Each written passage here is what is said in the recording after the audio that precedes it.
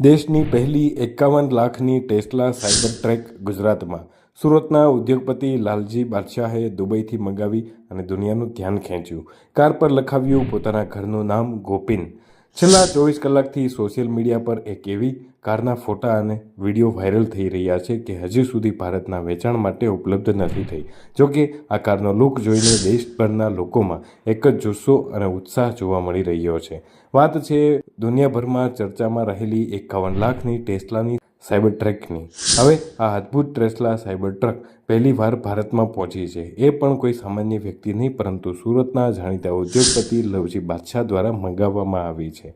Car પ્રેમીએ આ cyber truck પર પોતાના ઘરનું નામ ગોપીન લખાવ્યું છે.